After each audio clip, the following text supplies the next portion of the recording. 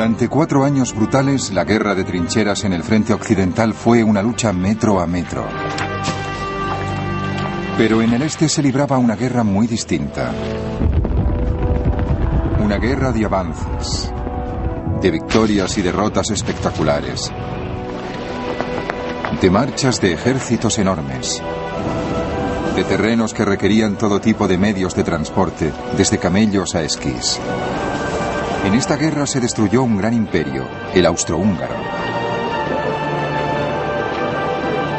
Un segundo imperio, Rusia, fue presa de la revolución y la familia real fue asesinada.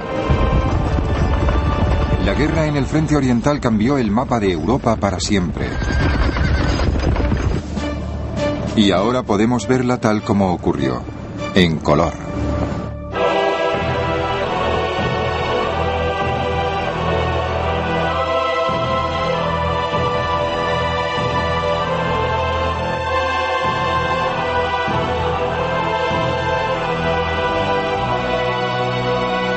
Primera Guerra Mundial en color. Caos en el frente oriental.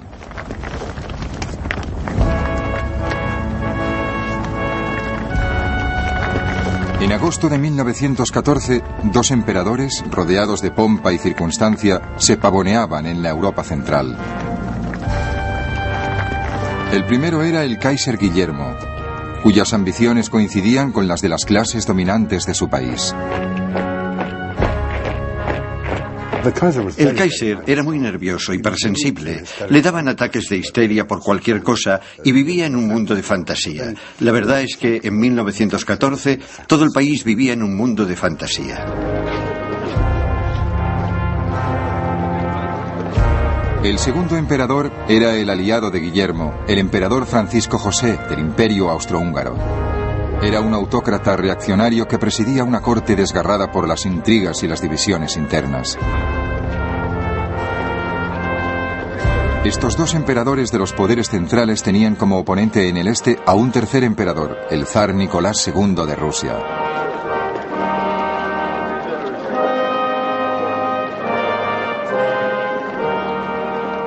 El zar era un hombre muy consciente de sus propias limitaciones, y sus limitaciones eran considerables. Y no era como el Kaiser, que se ponía histérico. Era mucho más feliz viviendo como una especie de terrateniente campesino. No tenía ansias guerreras en absoluto.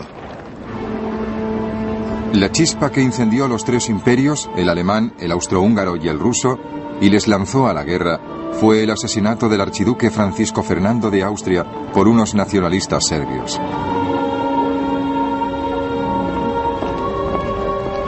Cuando estalló la guerra en agosto de 1914, la campaña del frente oriental avanzó con rapidez. Las tropas austríacas invadieron Serbia. Rusia, aliado de Serbia, invadió Alemania y Austria. Los austríacos se retiraron pronto ante los rusos, perdiendo fortalezas clave. Para los soldados austríacos de a pie, era muy desmoralizador. Las marchas parecían inacabables y no les quedaban fuerzas más que para blasfemar. Alguien se cagó en la vaca que parió al ternero, que dio la piel para hacer el cuero para su petate. Otros juraban que si hubieran sabido lo que les esperaba, no les movían de su casa ni con un tiro de caballos.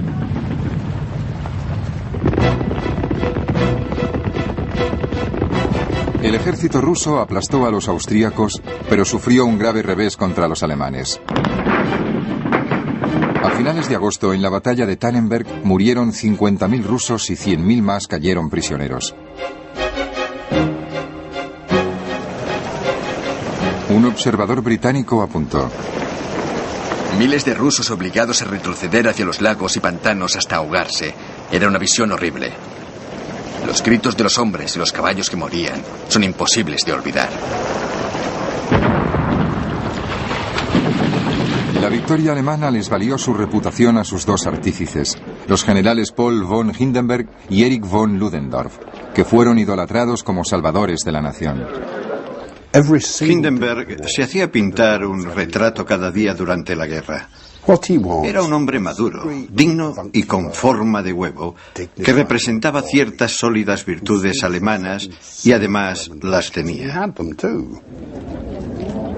Ludendorff era un técnico muy bueno, pero el problema de Ludendorff fue caer en la megalomanía.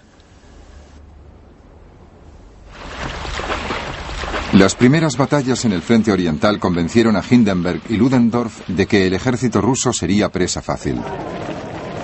Ludendorff empezó a soñar con un gran imperio alemán al este. Pero los observadores británicos se habían dado cuenta de la fuerza del espíritu guerrero de los rusos. Individualmente, los soldados rusos son los mejores del mundo. Soportan el frío y el hambre en condiciones durísimas, sin una sola queja. Pero al enfrentarse a la vez a Alemania y Austria, el zar exigía demasiado de sus soldados. Luchar en dos frentes principales sería una prueba muy dura para el ejército ruso, sobre todo por los problemas logísticos de hacer llegar material, soldados, equipos, caballos, comida y pienso al frente. A finales de septiembre de 1914, los alemanes, convencidísimos de que el ejército ruso se rendiría, invadieron Polonia, que formaba parte del Imperio ruso. Resultaba muy tentador atacar Polonia, que al fin y al cabo penetra en territorio alemán. Y si atacaban a los rusos por el norte y por el sur, podían atraparlos en una tenaza. Y esa fue la estrategia esencial de los alemanes en las últimas semanas de 1914 en el este. Pero el ejército alemán estaba debilitado por los requerimientos del frente occidental y los rusos corrieron a reforzar la capital de Polonia, Varsovia.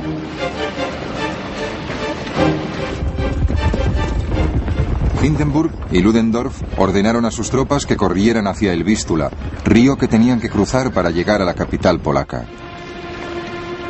El esfuerzo al que estaban sometidas nuestras tropas durante el avance fue enorme. Las rutas eran puro barro y el tiempo era pésimo. A pesar de las condiciones, había que realizar marchas diarias de 30 kilómetros o más si queríamos atrapar al enemigo. Los alemanes cruzaron el Vístula el 9 de octubre y se acercaron a Varsovia.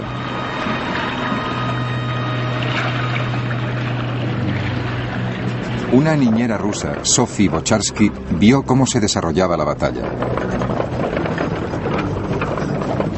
Durante 2 semanas, los alemanes intentaron adueñarse de Varsovia, la llave de Polonia. Nos machacaron sin piedad. Los soldados rusos heridos venían a miles para que les curáramos. Pero algunos tenían los ojos brillantes. Estaban entusiasmados porque conseguíamos mantener las posiciones. Ante la sorpresa de los alemanes, los rusos lograron defender Varsovia. Al retirarse el ejército alemán, los rusos, manteniendo aquella sorprendente guerra de grandes avances, volvieron a atacar. Los alemanes, como respuesta, enviaron tropas nuevas a Polonia para interceptar el avance ruso. El resultado en noviembre fue el último gran enfrentamiento en el frente oriental en 1914, la batalla de Lodz. Los rusos fueron vencidos en Lodz. 150.000 hombres cayeron prisioneros. Pero los alemanes también sufrieron, con 130.000 bajas. Los comandantes alemanes comprendieron que sus homólogos rusos no tenían escrúpulos en perder un número ilimitado de hombres en cada batalla. Pero ¿cuánto podía durar esta sangría? A pesar de sus pérdidas tremendas, no hay duda de que los rusos retomarían la ofensiva y la seguirían durante algún tiempo. Tenían soldados de sobra, pero los arriesgaban de una forma insensata. Y esa táctica no les llevaría a la victoria, ni siquiera contra un frente tan poco nutrido como el nuestro. A finales de 1914, la cifra de 1.800.000 rusos que habían caído muertos, heridos o prisioneros era espantosa.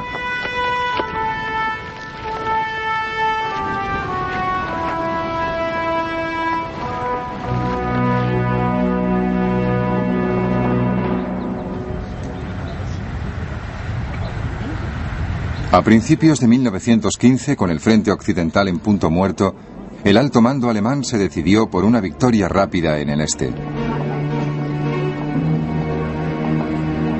El ejército austríaco debía apoyar la ofensiva alemana lanzando un ataque sobre los rusos en los Cárpatos. La batalla se convirtió en un desastre para los soldados austríacos, hundidos en el frío y en la gruesa capa de nieve. La lucha en los Cárpatos, gracias a las dificultades del terreno y la dureza del invierno, exigía el máximo esfuerzo y toda la resistencia posible de nuestro ejército. Los que no han tomado parte en ella no tienen ni idea de lo que es capaz un ser humano.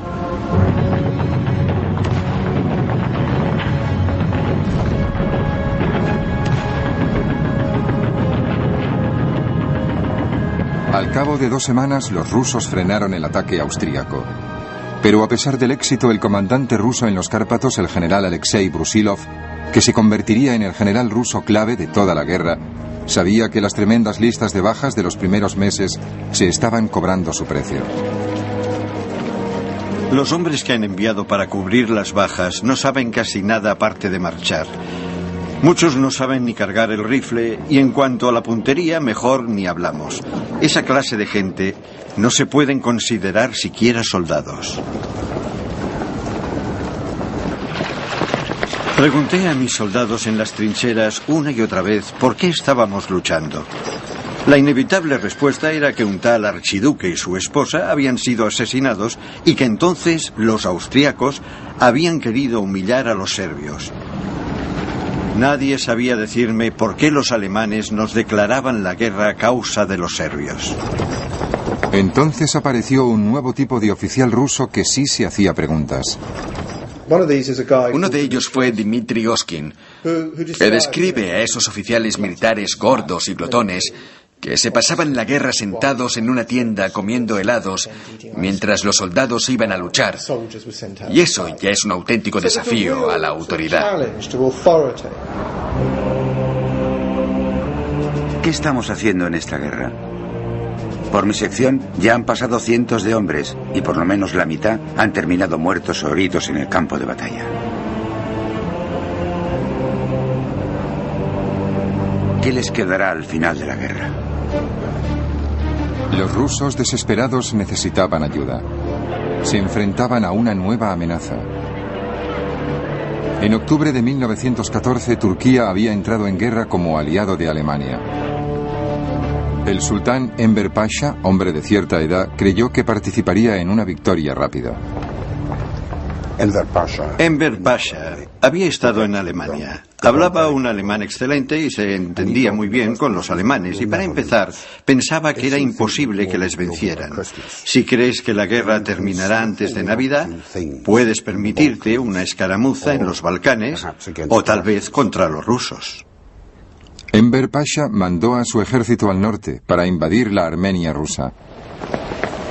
En medio de un invierno muy crudo, los turcos se enfrentaron a un feroz contraataque de los rusos. De 95.000 soldados turcos que lucharon en la campaña, solo sobrevivieron 18.000. Unos 30.000 murieron helados. Los turcos tuvieron que retroceder cansados y furiosos. Entonces, al volver por la Armenia turca, lanzaron lo que se conoce como el genocidio armenio. No fue una simple reacción espontánea a la derrota ante los rusos. Fue algo claramente premeditado, pero mataron a 500.000 de armenios.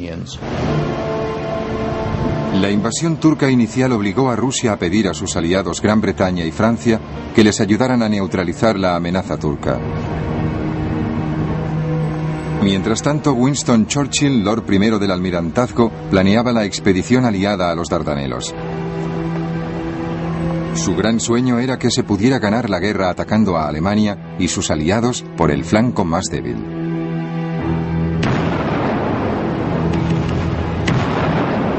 El 25 de abril de 1915, después de una operación naval muy arriesgada, los soldados británicos, franceses, australianos y neozelandeses desembarcaron en las playas de Galípoli. La campaña en tierra degeneró hasta quedar en un sangriento punto muerto. La gente decía, si tuviéramos otra brigada podríamos avanzar, ojalá pudiéramos mandar otra brigada. Pero cada vez que se mandaba otra brigada, otra división, los turcos les detenían trayendo otra división, y otra división, y otra. Las trincheras son muy distintas de lo que yo esperaba. Desde luego, sacar la cabeza para mirar es la muerte segura. Incluso disparaban a los periscopios de espejo que miden como mucho 14 centímetros cuadrados uno tras otro. Cuando los turcos atacan suelen gritar «Alá, Alá», y nuestros chicos contestaban «Venid aquí, cabrones, os vamos a dar Alá». Y de tanto usar esa palabra, un viejo turco quería saber si cabrones era uno de nuestros dioses. Entre las trincheras hay una cantidad enorme de cadáveres en descomposición de nuestros soldados y de los turcos sobre los matorrales. El olor es insoportable. Un sol de plomo nos golpeaba sin piedad desde el cielo, y pronto descubrimos lo que es tener sed de verdad. Se te cuartean los labios y se te va la cabeza con este calor. Los de infantería vienen pidiendo agua, pero tenemos las cantimploras vacías. Durante toda la noche llegan heridos arrastrándose, contando todo sobre los muertos que han visto ahí fuera. El ataque ha sido un fracaso total. Últimamente todos lo son. Fue una campaña soberbia y romántica. Ya conoces ese punto de vista, pero escondía un sufrimiento tremendo para los soldados aliados y para los turcos.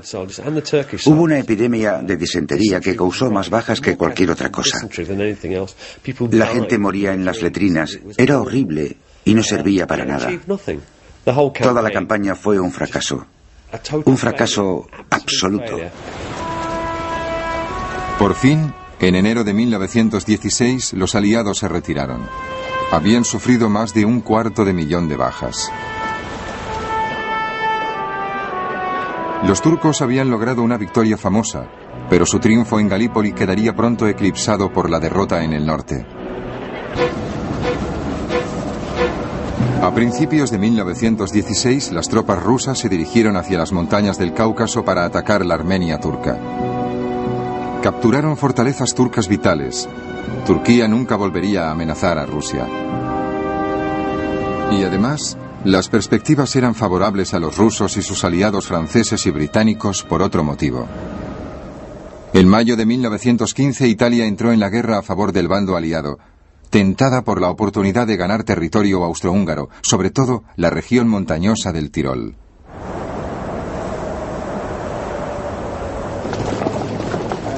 Los soldados italianos se dirigieron al norte. Los austríacos desviaron tropas del frente ruso para reforzar el Tirol.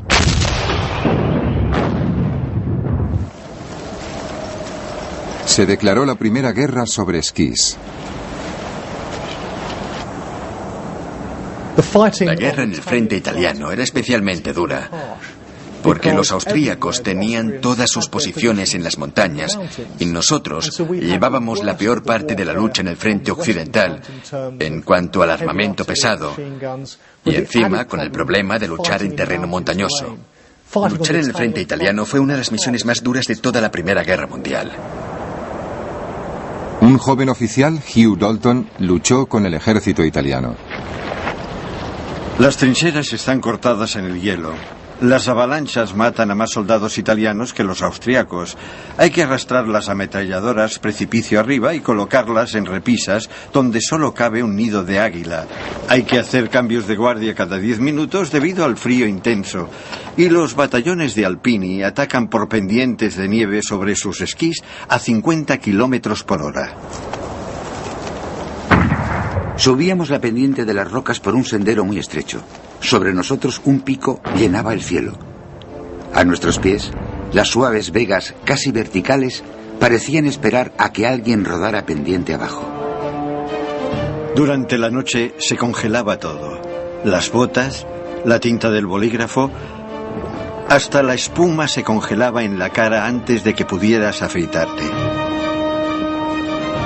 Durante los siguientes 2 años y medio, la lucha en las montañas se mantuvo en punto muerto. En el verano de 1915, Alemania y Austria volvieron a poner sus ojos en Varsovia, la capital de Polonia, controlada por Rusia. 14 divisiones con un total de 250.000 hombres se dirigieron al este.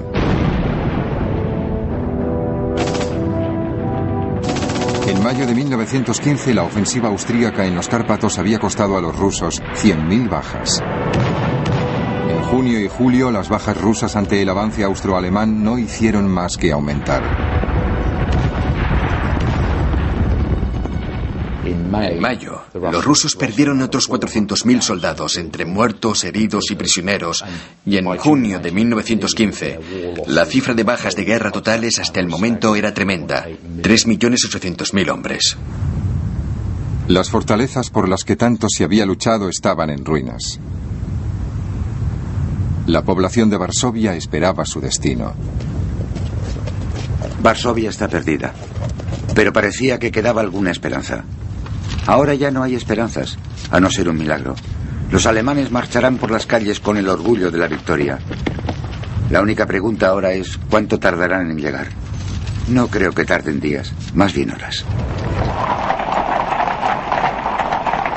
Al día siguiente, 5 de agosto de 1915, el ejército alemán se pavoneaba por Varsovia. Llevaban exactamente un año en guerra, y el mando alemán empezaba a creer que había vencido, que los rusos iban a retirarse. Se equivocaban. Quedaban 2 años más de crueles batallas en el frente oriental.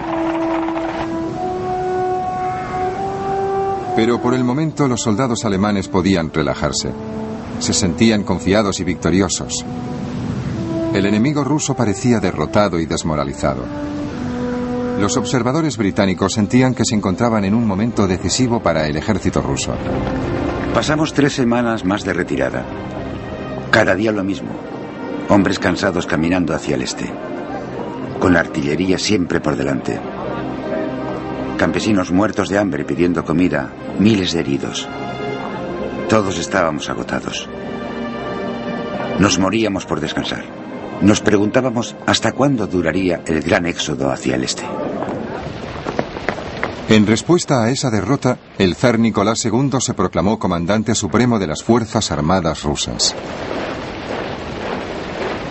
El zar pronto nombró al general Brusilov como comandante de sus ejércitos en el frente del este. Pero la opinión personal de Brusilov sobre el zar era muy mordaz.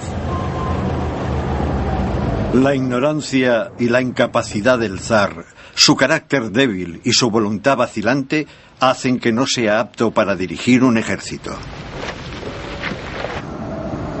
Los soldados decían, con toda la razón, que se estaban sacrificando por nada, que no podrían vencerles. Es evidente que la moral de las tropas está a punto de derrumbarse del todo. Y a pesar de todo, los soldados rusos seguían siendo muy resistentes. A principios de 1916, los británicos y los franceses planearon una ofensiva combinada para el verano siguiente en el frente occidental. Los rusos tenían un papel vital en el plan. Debían atacar Alemania y Austria por el este para debilitar sus reservas. El general Brusilov iba a dirigir la ofensiva de verano. Pero Brusilov se encontraba atrapado en un conflicto de lealtades. Ya en 1914, escribió que él no luchaba por el zar, sino por Rusia. Y era como si sintiera que en algún momento tendría que elegir entre ambos. Brusilov se preparó cuidadosamente para atacar a los alemanes y a los austríacos en un frente de 320 kilómetros, tomándolos por sorpresa con ataques cortos y precisos de la artillería. Su primer objetivo fueron los austríacos, más débiles. El 4 de junio de 1916, los ejércitos de Brusilov lanzaron un ataque. A los pocos días se mostraba entusiasmado. Solamente voy a decir que a mediodía del 6 de junio habíamos capturado a 900 oficiales y más de 40.000 soldados, y habíamos confiscado 77 cañones, 134 ametralladoras y 49 morteros. El 9 de junio habíamos capturado a 1.240 oficiales y más de 71.000 soldados, 94 cañones, 167 ametralladoras y una gran cantidad de botín militar variado. Frente al ataque ruso, los soldados austríacos empezaron a perder el valor. Hice lo posible para reunir a la compañía, pero todo fue inútil. Los soldados empezaron a huir en desbandada por los campos. La artillería rusa nos descubrió enseguida y se esforzó por devolvernos a casa.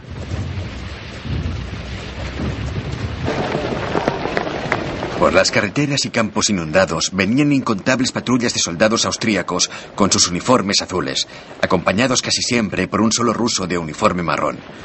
Su situación antes de caer prisioneros se definía con la palabra patética. Todos estaban hartos de la guerra. Brusilov casi terminó con las potencias centrales. Parecía que estaba hundiendo el imperio austríaco a martillazos. La verdad es que si no se derrumbaron, poco les faltó, porque al mismo tiempo estaban luchando en el Somme por el oeste y los italianos les atacaban por el sur. Sobrevivieron por los pelos. Ludendorff llamó a la ofensiva de Brusilov la crisis del Este. Eso significaba que los alemanes tendrían que volver a conseguir refuerzos justo cuando Austria acababa de ser derrotada. Y aunque los rusos habían conseguido una gran victoria, les había costado cara. Nuestro hospital estaba saturado de heridos, como todos los de la ciudad. Nos dijeron que se había calculado un total de 200.000 bajas. Habíamos visto, oído, sentido y conocido a hombres destrozados.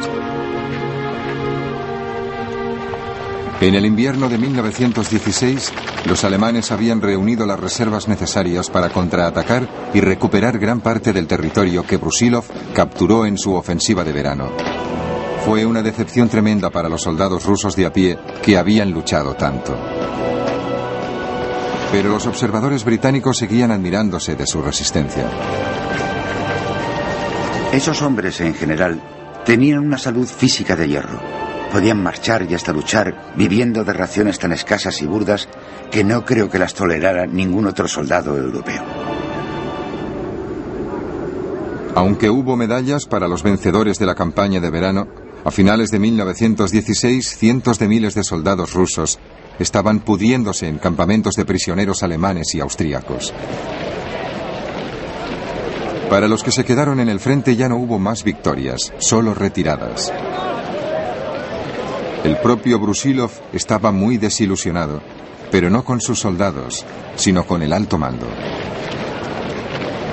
Yo diría solamente que mis ejércitos, que en 1916 habían hecho milagros de valentía y dedicación sincera a Rusia y a su deber, vieron como todas sus proezas militares quedaban en nada por culpa de lo que consideraron una falta de inteligencia y de decisión del mando supremo. Algunos políticos empezaron a compartir el punto de vista de Brusilov. El alto mando se mostró indiferente a las pérdidas humanas y no cuidó bien de los soldados. El ejército ya no creía en sus líderes. La desesperación de los soldados se extendía a la población civil. De todas partes llegaban quejas de un pueblo harto de guerra, desilusionado, perdido en lo que parecía un círculo inacabable de errores. La comida era cada vez más escasa. Las colas de las panaderías llegaban hasta el final de la calle. Por todas partes se decía que los comerciantes y tenderos se estaban haciendo ricos a costa del pueblo. Se rumoreaba que la zarina traficaba con los alemanes. Y ni siquiera al zar se le tenía tanta reverencia como antes.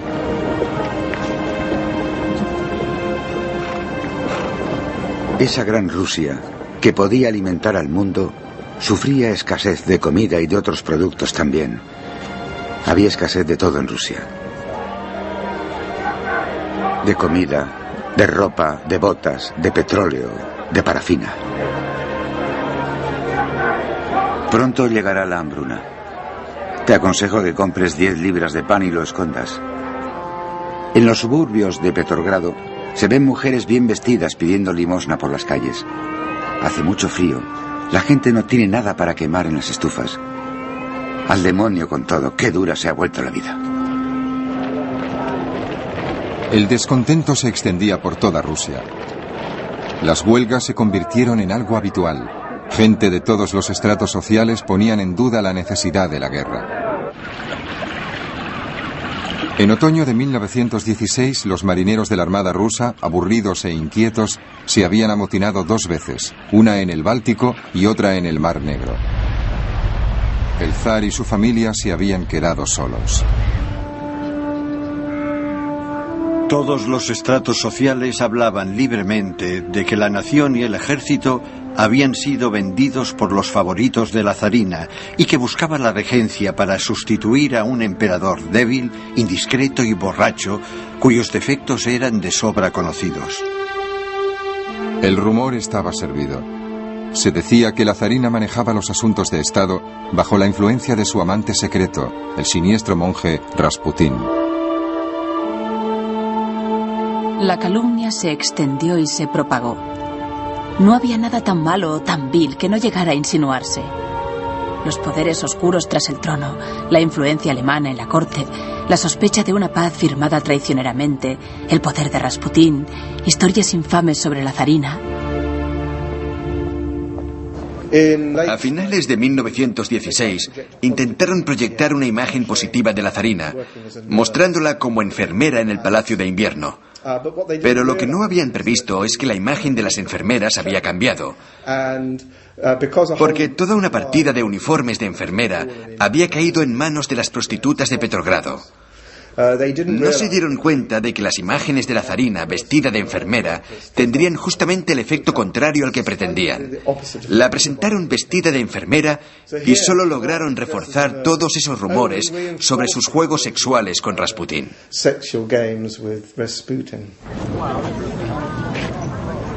El zar respondió a la amenaza revolucionaria con más represión.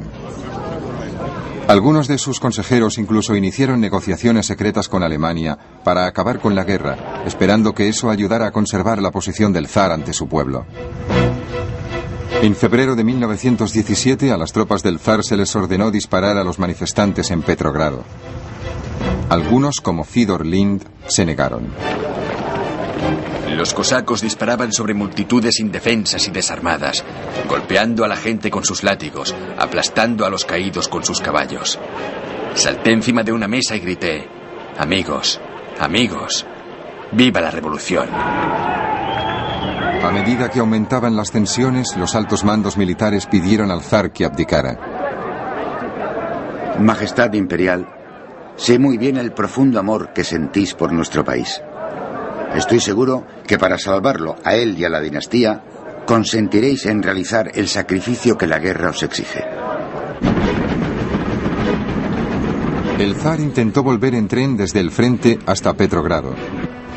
Los revolucionarios se lo impidieron. Entonces supo que había llegado el momento. La abdicación del zar tuvo lugar el 15 de marzo. No hubo absolutamente ningún problema. Pasamos de ser soldados del zar a ser soldados de la República automáticamente. Nadie dijo ni una palabra en contra. Los soldados aceptaron el cambio igual que hubieran obedecido una orden de firmes. Un gobierno provisional se hizo cargo del Estado. Los soldados y los civiles lo celebraron. Sonó una campanada corta desde la catedral y luego otra y otra más. Las campanadas eran cada vez más rápidas y pronto las campanas de las iglesias exteriores empezaron a sonar. Se encendieron luces en todas las calles se llenaron de gente, las puertas de muchas casas estaban abiertas, la gente abrazaba llorando a los desconocidos. Alexander Kerensky, que sería luego primer ministro por poco tiempo, fue nombrado ministro de guerra. Nombró al general Brusilov comandante en jefe del ejército ruso. Juntos esperaban devolver la confianza al país con una nueva ofensiva militar contra su enemigo más débil, los austríacos. El ataque se lanzó el 1 de julio de 1917, pero pronto quedó claro que las tropas no querían seguir combatiendo.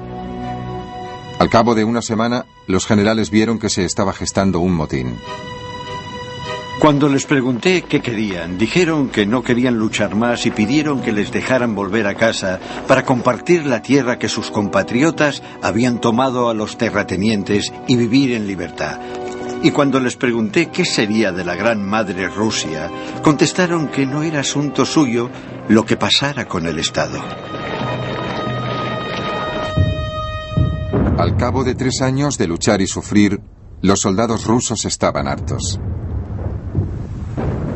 En esa guerra la ventaja había cambiado de bando constantemente, pero al fin no fue el hundimiento militar, sino el político el que decidió el resultado.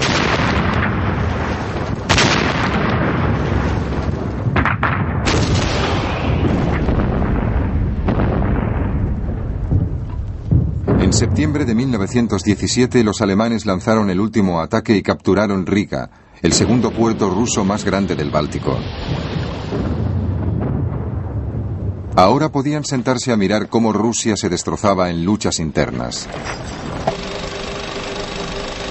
Vladimir Ilich Ulyanov, más conocido como Lenin, estaba esperando el momento para atacar. Un movimiento en falso lo estropearía todo. No hay que anticipar acontecimientos. El tiempo está de nuestra parte.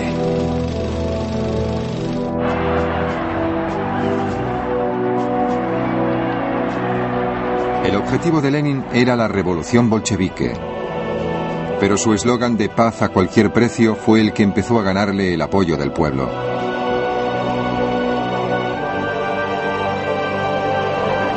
A finales de 1917, un segundo gobierno provisional intentaba traer el orden a Rusia. Pero bajo la incitación de Lenin, sus testigos revolucionarios veían que el país se precipitaba hacia el caos. Esto ya no es una capital. Es un nido de ratas. Nadie trabaja. Las calles están muy sucias. Hay montones de basura apestosa en los patios.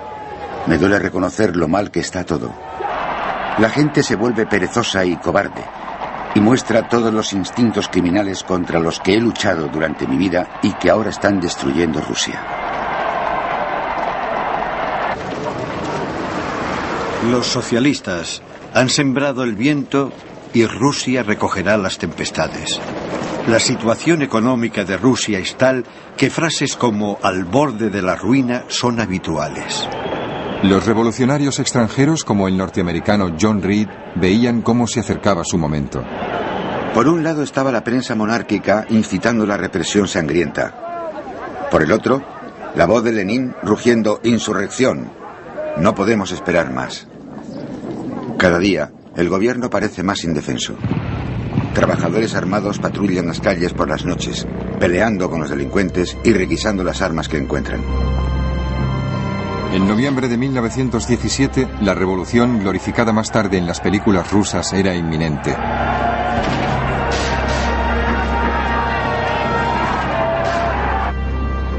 El gobierno provisional ordenó que la nave de combate Aurora saliera del puerto de Petrogrado. Temían que los marinos revolucionarios volvieran sus cañones contra la sede del gobierno. Un vehículo blindado se paseaba lentamente arriba y abajo con las sirenas ululando. En todas las esquinas y espacios abiertos se reunían grupos de gente. Las masas iban y venían sin parar. El 7 de noviembre, a la señal de los cañones de la Aurora, los revolucionarios atacaron el Palacio de Invierno.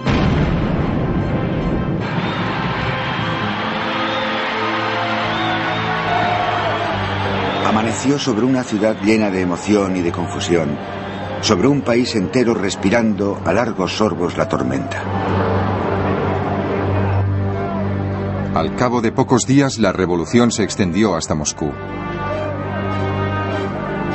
Los comités de soldados rusos iniciaron las negociaciones de paz con Alemania. En diciembre de 1917 entró en vigor un armisticio en el frente oriental. En más de 3 brutales años de guerra, habían muerto 2.300.000 rusos y otros 5 millones habían sido heridos. Con todos sus fallos y sus problemas, el ejército ruso imperial había mantenido a raya hasta el final 160 divisiones alemanas y austríacas, que ahora quedaban libres para atacar otros frentes. El efecto de este armisticio en el bando aliado fue devastador.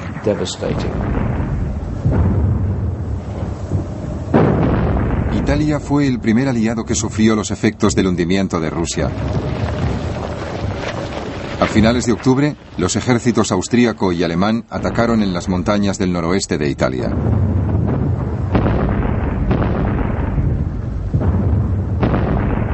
Desde el norte nos llegaban rumores que se confirmaban y se negaban. El 27 de noviembre los rumores se hicieron insistentes. Decían que los alemanes estaban logrando un avance considerable y rápido por el norte. El intento de los italianos de capturar territorio austríaco se les volvió en contra. 275.000 soldados italianos habían sido capturados por los alemanes y austríacos. Muchos de los que quedaban para luchar no encontraban razones para hacerlo. Nuestros hombres avanzaban, algunos golpeados y sorprendidos, otros cansados pero contentos, otros con caras inexpresivas sin comprender nada. Pero en las caras de algunos leí que eran conscientes de la tremenda tragedia de la que formábamos una pequeña parte. Los italianos consiguieron frenar el avance de los alemanes a 20 kilómetros de Venecia. Los británicos y franceses tuvieron que enviar tropas de apoyo. A finales de 1917, las perspectivas para los aliados eran muy malas en todas partes. En cambio, el comandante alemán, el general Ludendorff, se sentía más seguro que nunca. Gracias a la caída de Rusia, la situación militar al empezar el año nuevo de 1918 era más favorable para nosotros de lo que podíamos esperar. Numéricamente éramos más fuertes que nunca en comparación con el enemigo. Solo quedaba una esperanza para los aliados: los Estados Unidos de América. El 6 de abril de 1917, el presidente de los Estados Unidos, Woodrow Wilson, había declarado la guerra a Alemania. Los británicos recibieron a sus nuevos aliados como salvadores. Mi sueño siempre ha sido que los dos países de habla inglesa se unieran algún día en una gran causa. Y hoy mi sueño se ha hecho realidad. La raza anglosajona debe salvar a la civilización. En el verano de 1917 llegaron las primeras tropas norteamericanas a Europa. Parecían más grandes que los hombres normales. Sus figuras altas y erguidas contrastaban vivamente con los pelotones de reclutas pálidos a los que nos habíamos acostumbrado. Parecían soldados del cielo. ¿Se había logrado reunir un regimiento más de nuestros ya explotados dominios de ultramar?, me pregunté. Entonces oí una exclamación: ¡Mirad, mirad! ¡Ya vienen los americanos! Primero, a los soldados norteamericanos nos llamaban pastosos, luego nos llamaron caraperros. De dónde salió lo de pastosos es un misterio.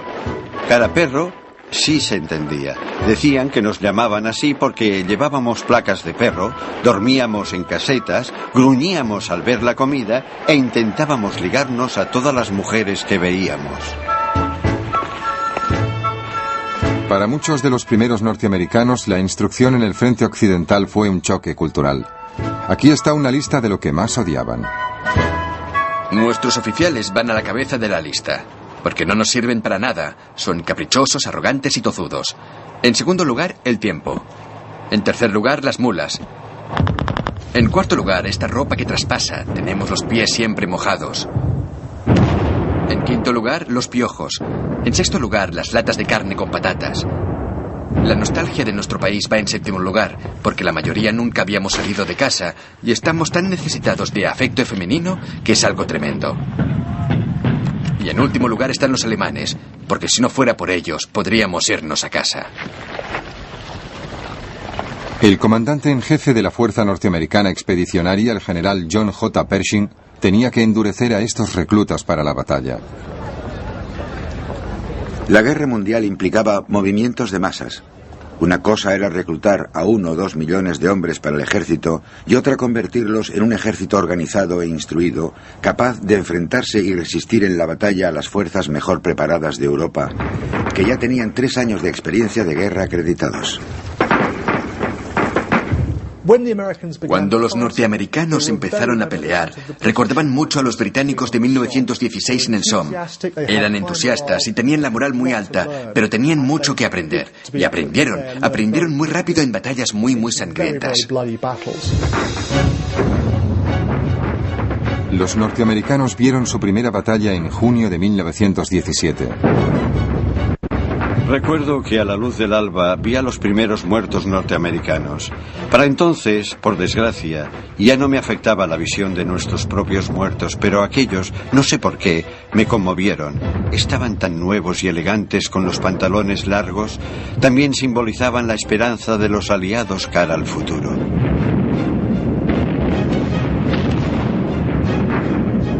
Los comandantes alemanes también comprendían que a la larga los norteamericanos podían decidir el resultado de la guerra. La tremenda cantidad de irreprimible energía que las tropas norteamericanas han aportado a la batalla compensa de sobra la debilidad de sus aliados totalmente agotados.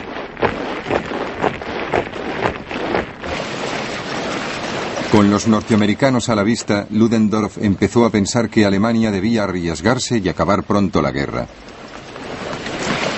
Mientras planeaba una victoria decisiva en 1918, muchos en el bando aliado creían que la guerra en el frente occidental seguiría durante varios años más. Pocos imaginaban lo rápido que cambiarían las cosas.